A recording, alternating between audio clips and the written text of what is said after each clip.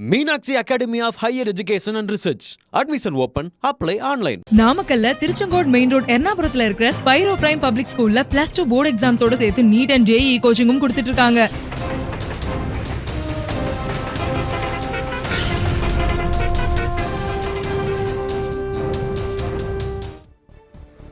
கோவையில் கட்டுக்கட்டாக கள்ள ரூபாய் நோட்டுகளுடன் சுற்றிய இளைஞரை கைது செய்த போலீசார் தப்பி ஓடிய மேலும் 4 பேரை தேடி வருகின்றனர். கருமத்தம்பட்டியில் ரோந்து பணியில் ஈடுபட்டிருந்த போலீசார் அவ்வழியாக சந்தேகிக்கும்படியாக பைக்குடன் வந்த இளைஞரை பிடித்து விசாரணை நடத்தினர். அப்போது அவர் வைத்திருந்த கைப்பையில் கட்டுக்கட்டாக கள்ள நோட்டுகள் இருப்பது கண்டுபிடிக்கப்பட்டது. விசாரணையில் அந்த நபர் சேலத்தை சேர்ந்த தயா என்பதும் கருமத்துப்பட்டியில் வாடகைக்கு வீடு எடுத்து தங்கி இருப்பதும் தெரிய வந்தது. இதையடுத்து அங்கு சென்ற போலீசார் அச்சடிக்கப்பட்டு வைக்கப்பட்டிருந்த போலி ரூபாய் நோட்டுகள் மற்றும் அதிநவீன பிரிண்டரை பறிமுதல் செய்தனர். இந்த விவகாரத்தில் தயாவுக்கு உதவியாக இருந்த மேலும் 4 பேரை போலீசார் தேடி வருகின்றனர். சென்னை விமான நிலையத்தில் 1,30,00,000 ரூபாய் மதிப்புள்ள 1.5 கிலோ கடத்தல் தங்கத்தை பறிமுதல் செய்த சுங்கத்துறை அதிகாரிகள் 2 கைது செய்து விசாரணை நடத்தி வருகின்றனர். துபாயிலிருந்து சென்னை பன்னாட்டு விமான நிலையம் வந்தடைந்த இளைஞரிடம் சந்தேகத்தின் அடிப்படையில் போலீசார் சோதனை நடத்தினர். அப்போது அவர் தமது உள்ளாடையில் மறைத்து கடத்தி வந்த 1 கிலோ தங்க பசையை பறிமுதல் செய்தனர். இதேபோல் தாய்லாந்திலிருந்து வந்த இளைஞரிடம் நடத்தப்பட்ட சோதனையில் அவரது கைப்பையில் மறைத்து வைத்திருந்த தங்க கட்டிகளை பறிமுதல் செய்தனர். வெளிநாடுகளில் இருந்து தங்கம் கடத்தி வந்த இருவருமே சென்னையை சேர்ந்தவர்கள் என்பது விசாரணையில் தெரியவந்துள்ளது. திருப்பத்தூர் மாவட்டம் ஆம்பூரில் கோவிலில் தூய்மை பணி செய்த பெண்ணை பாலியல் வன்கொடுமை செய்ததாக அளிக்கப்பட்ட புகாரில் தலைமறைவாக இருந்த அர்ச்சகர் தியாகராஜனை புதுச்சேரியில் தனிப்படை போலீசார் கைது செய்துள்ளனர்.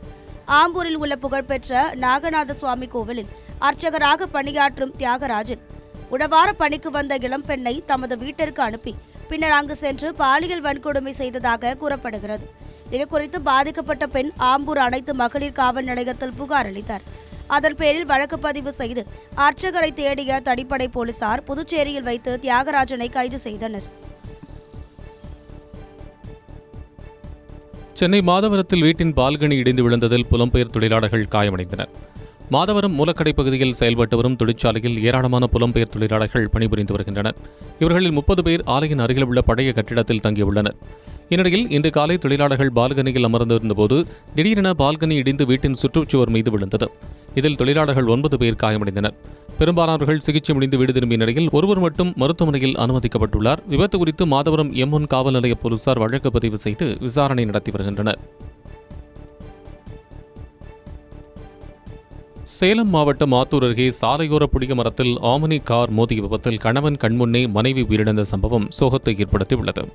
கெங்கவல்லி பகுதியைச் சேர்ந்தவர் நசீர். இவரது மனைவி சாஹிரா பானுவுக்கு உடல்நிலை சரியில்லாததால் டயாலிசிஸ் செய்வதற்காக சேலம் அரசு மருத்துவமனைக்கு ஆம்னி காரில் அழைத்துச் சென்றுள்ளார். காரை நசீர் ஓட்டிச் சென்ற நிலையில் அவருக்கு திடீரென மயக்கம் ஏற்பட்டதால் சாலையோர புளிய மரத்தில் கார் மோதி விபத்துக்குள்ளானது. இதில் சம்பவ இடத்திலேயே சாஹிரா பானு உயிரிழந்த நிலையில் நசீர் காயங்களுடன் மருத்துவமனையில் அனுமதிக்கப்பட்டார். விபத்து குறித்து ஆத்தூர் நகர போலீசார் விசாரணை நடத்தி வருகின்றனர். கன்னியாகுமரி மாவட்டம் சுசீந்திரம் பகுதியில் பெயிண்டரிடம் கத்தியை காட்டி மிரட்டி பணம் பறித்த சம்பவத்தில் 2 இளைஞர்களை போலீசார் கைது செய்தனர். சுசீந்திரம் மேலத்தெருவை சேர்ந்தவர் ஐயப்பன். இவர் பெயிண்டராக பணி செய்து வருகிறார். இந்த நிலையில் கட்கோடு ரயில்வே கிராசிங் பகுதியில் ஐயப்பன் இருசக்கர வாகனத்தில் சென்று கொண்டிருந்தார். அப்போது 2 இளைஞர்கள் ஐயப்பனை வழிமறித்து தகாத வார்த்தைகளால் பேசி கத்தியை காட்டி மிரட்டி 1000 ரூபாயை பறித்து சென்றனர். இதுகுறித்து ஐயப்பன் சுசீந்திரம் காவல் நிலையத்தில் புகார் அளித்தார். இதனைத் தொடர்ந்து போலீசார் வழக்கு பதிவு செய்து அர்ஜுன், பிரசாந்த் ஆகிய 2 கைது செய்து சிறையில் அடைத்தனர். விருதாச்சலம் பேருந்து நிலையத்தில் அதிகாலையில் கூட்டமாக வந்து மது குடிப்பவர்களால் பொதுமக்கள் அச்சமடைந்துள்ளனர். பேருந்து நிலையம் அருகே 24 மணி நேரமும் கள்ளத்தனமாக மது விற்பனை நடைபெறுவதாக கூறப்படுகிறது. அப்படி கள்ளத்தனமாக மது பாட்டில்களை வாங்கும் மது பிரியர்கள் அதனை பேருந்து நிலையத்தில் வைத்தே அருந்துகின்றனர். கள்ளத்தனமாக மது விற்பனை செய்பவர்களை காவல்துறை கண்டு கொள்ளாததால் இந்த அவல நிலை நீடிப்பதாக புகார் தெரிவிக்கும் பொதுமக்கள் பெரும் அசம்பாவிதங்கள் ஏற்படும் முன் உரிய நடவடிக்கை எடுக்கும்படி வலியுறுத்தியுள்ளனர். திமுக துணை பொதுச் செயலாளரும் நீலகிரி நாடாளுமன்ற உறுப்பினருமான ஆர் ராசா திருமண விழா ஒன்றில் நடனமாடிய வீடியோ சமூக வலைதளங்களில் பரவி வருகிறது. ஆர் ராசாவின் நேர்முக உதவியாளரின் இல்ல திருமண விழா உதகையில் நடைபெற்றது. இதில் பங்கேற்று மணமக்களை வாழ்த்திய ஆர் ராசா பின்னர் படுகர் சமுதாய மக்களின் பாரம்பரிய இசைக்கு ஏற்றபடி நடனமாடினார்.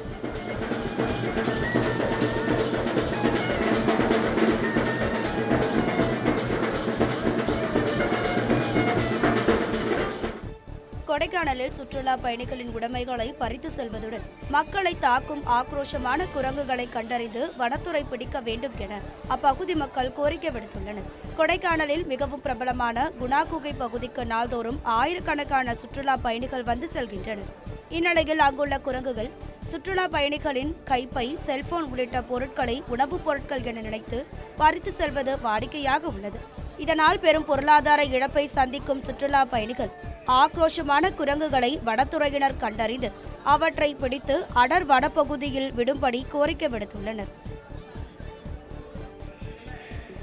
சென்னை OMR சாலை திமுக சமூக வலைதள பயிற்சி குறித்து அமைச்சர் மா. சுப்பிரமணியன் தலைமையில் ஆலோசனைக் கூட்டம் நடைபெற்றது.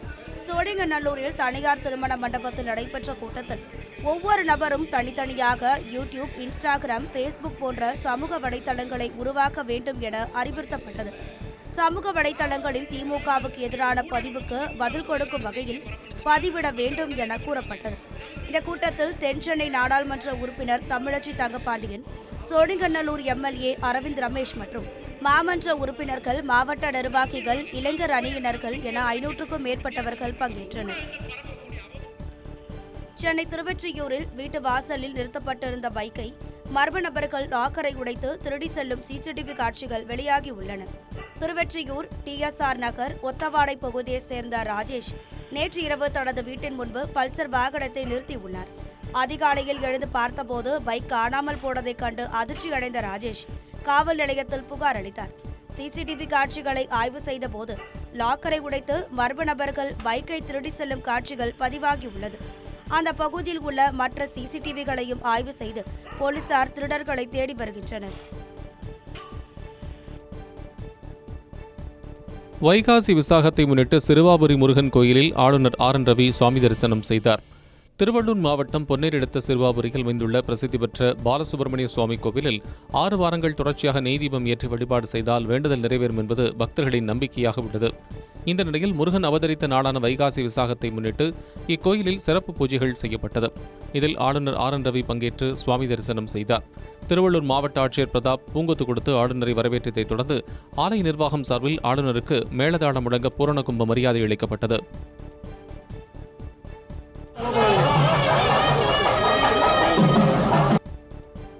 திருநெல்வேலி மாவட்டம் பாபநாசம் மேற்கு தொடர்ச்சி மலைப்பகுதியில் புதிய சாலை அமைப்பதாக கூறி வனத்துறை சட்டவிரோதமாக மரங்களை வெட்டி அகற்றுவதாக புகார் எழுந்துள்ளது. மேற்கு தொடர்ச்சி மலையை ஒட்டியுள்ள பகுதிகளில் 6 கிராமங்கள் உள்ளன. இவற்றில் 3 கிராமங்களில் தற்போது யாரும் வசிக்கவில்லை. இந்த நிலையில் மலை உச்சியில் உள்ள கொடமாடி பகுதிக்கு சாலை அமைப்பதாக கூறி வனத்துறையினர் அரிய வகை மரங்களை வெட்டி வருவதாக கூறப்படுகிறது. இதனிடையே பொதுமக்கள் வசிக்காத கிராமத்தில் சரிந்து கிடந்த மரங்களை வெட்டி ஓரமாக வைத்துள்ளதாக வனத்துறை தரப்பில் தெரிவிக்கப்பட்டுள்ளது. திருப்பத்தூர் மாவட்டம் ஆண்டியப்பனூர் நீர்த்தேக்கத்தில் மூழ்கிய இளைஞர் 3 நாட்களுக்கு பின் சடலமாக மீட்கப்பட்டார். ஏழைகளின் ஊட்டி என்று அழைக்கப்படும் ஏலகிரி மலைக்கு நாள்தோறும் ஏராளமான சுற்றுலா பயணிகள் வந்து செல்கின்றனர். அந்த வகையில் கடந்த 7ஆம் தேதி சென்னையைச் சேர்ந்த 8 இளைஞர்கள் ஏலகிரிக்கு சுற்றுலா சென்று ஊர் திரும்பியுள்ளனர். அப்போது ஆண்டியப்பனூர் நீர்த்தேக்க ஓடைக்கு சென்றவர்களில் விஜயகுமார் என்பவர் தண்ணீரில் இறங்கி குளித்துள்ளார். திடீரென நீல் மூழ்கி விஜயகுமார் மாயமான நிலையில் தீயணைப்புத் துறையினர் ட்ரோன் உதவியோடு இரவு பகலாக அவரை தேடி வந்தனர். இந்த நிலையில் 3 நாட்களுக்கு பின்னர் நீர்த்தேக்கத்தின் மையப்பகுதியிலிருந்து விஜயகுமாரின் சடலம் மீட்கப்பட்டுள்ளது.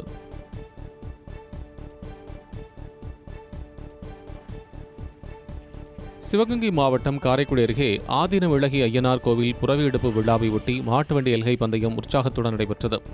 கல்லல் சொக்கநாதபுரம் மதகுப்பட்டி சாலையில் பெரிய மாடு, சிறிய மாடு என 2 பிரிவுகளாக போட்டி நடத்தப்பட்டது. பெரிய மாடு பிரிவில் 9 ஜோடிகளும், சிறிய மாடு பிரிவில் 17 ஜோடிகள் என மொத்தம் 26 மாட்டு வண்டிகள் பங்கேற்றன. போட்டியில் வெற்றி பெற்ற மாட்டு வண்டிகளின் உரிமையாளர்கள் மற்றும் அதனை ஓட்டி வந்த சாரதிகளுக்கு பரிசுகள் வழங்கப்பட்டன.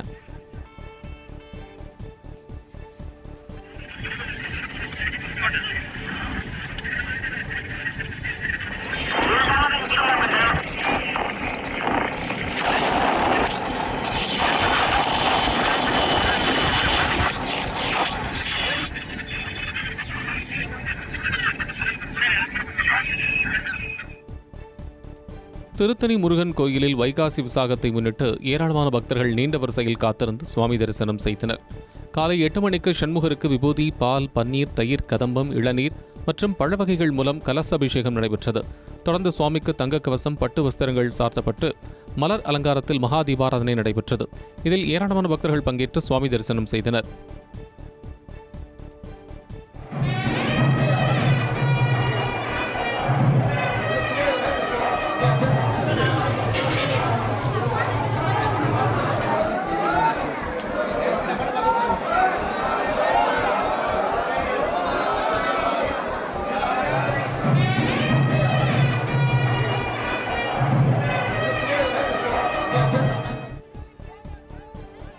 கோவை மாவட்ட ஆட்சியர் அலுவலக வளாகத்தில் தூய்மை பணியாளர்கள் திடீர் போராட்டத்தில் ஈடுபட்டதால் பரபரப்பு நிலவியது.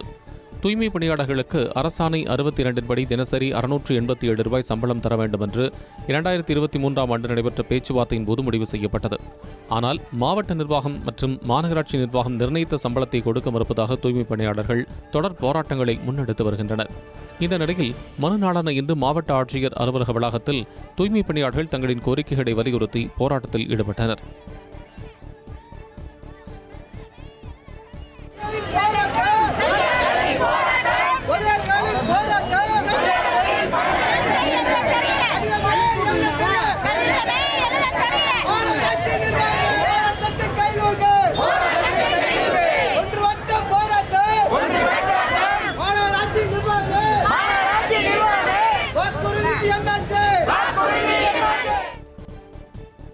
தேனி மாவட்டம் ஆண்டிவட்டியில் நாய் குறுக்கே வந்ததால் கட்டுப்பாட்டை இழந்த ஓமனி வேன் டீக்கடை வளாகத்திற்குள் புகுந்து விபத்துக்குள்ளானது.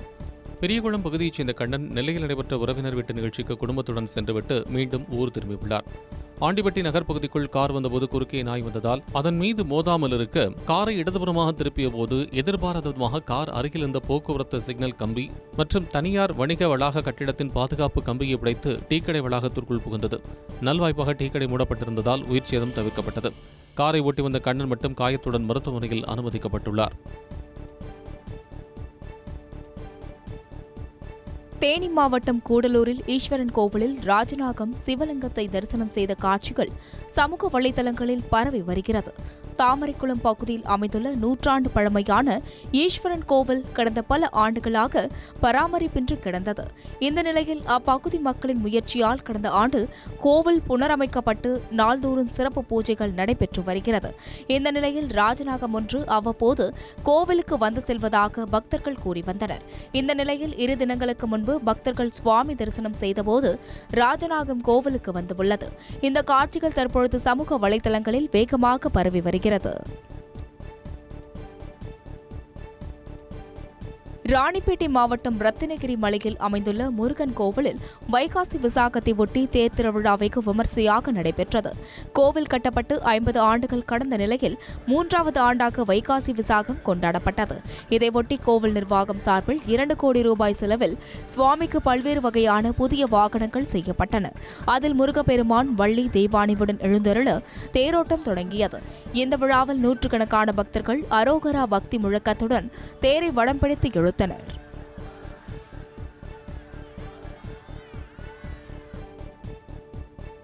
திருவண்ணாமலை மாவட்டம் வந்தவாசி அருகே ஒரே தெருவில் அடுத்தடுத்த 7 வீடுகளில் நகை பணம் கொள்ளையடிக்கப்பட்ட சம்பவம் அதிர்ச்சியை ஏற்படுத்தியுள்ளது. வந்தவாசி அடுத்துள்ள நல்லூர் கிராமத்தில் ஒரே தெருவில் பூட்டியிருந்த 7 வீடுகளின் பின்பக்க கதவை உடைத்து மர்ம நபர்கள் 19 சவரன் தங்கம், வெள்ளி பொருட்கள் மற்றும் 1,20,000 ரூபாய் ரொக்கத்தை கொள்ளையடித்துள்ளனர். தகவல் அறிந்து சம்பவ இடத்திற்கு சென்ற போலீசார் துணிகர கொள்ளையில் ஈடுபட்ட மர்ம கும்பலை தேடி வருகின்றனர். ஒரே தெருவில் அடுத்தடுத்த 7 வீடுகளில் தங்கம், வெள்ளி கொள்ளையடிக்கப்பட்ட சம்பவம் அப்பகுதியில் பரபரப்பை ஏற்படுத்தியுள்ளது.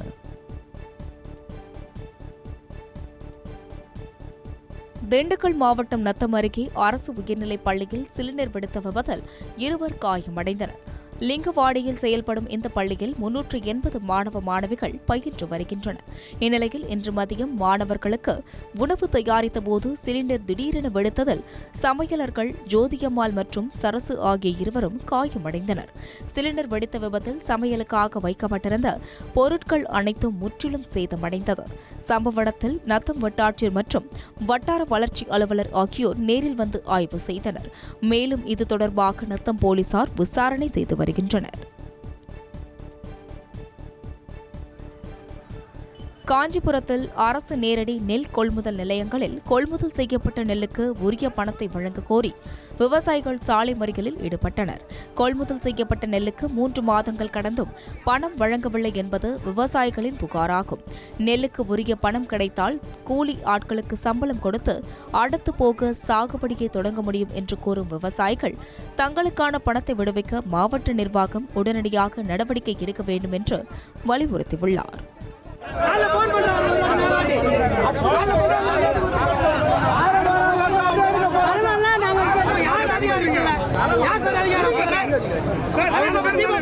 பின்னாடி எழுதி கொடுத்தீங்கன்னா 4 பேர் எல்லாம் மனசு நீங்க தான் சார் அதிகாரி உங்களுக்கு தான் தெரியும். இதனால தர இன்னைக்கு தர அப்படின்னு நீங்க எழுதி கொடுங்க சார். நீங்க கன்னியாகுமரி மாவட்டம் ஈத்தாமொழி பகுதியில் மாணவர்களுக்கு கஞ்சா விற்பனை செய்த 3 பேரை போலீசார் கைது செய்தனர். கன்னியாகுமரி மாவட்டத்தில் பள்ளி கல்லூரி மாணவர்களை குறிவைத்து கஞ்சா விற்பனை நடைபெறும் நிலையில் அதனை தடுக்க போலீசார் பல்வேறு நடவடிக்கைகளை மேற்கொண்டு வருகின்றனர். அதன்படி ஈத்தாமொழி காவல் நிலைய எல்லைக்குட்பட்ட பகுதியில் போலீசார் ரோந்து பணியில் ஈடுபட்டனர். அப்போது அங்கு சந்தேகத்திற்கு இடமான வகையில் நின்று கொண்டிருந்த 3 பேரை பிடித்து விசாரணை நடத்தினர். அப்போது அவர்கள் 1.25 கிலோ கஞ்சா பொட்டலங்களை மறைத்து வைத்திருந்தது தெரியவந்தது. இதனையடுத்து 3 பேரையும் கைது செய்த போலீசார் கஞ்சா பொட்டலங்களையும் பறிமுதல் செய்தனர்.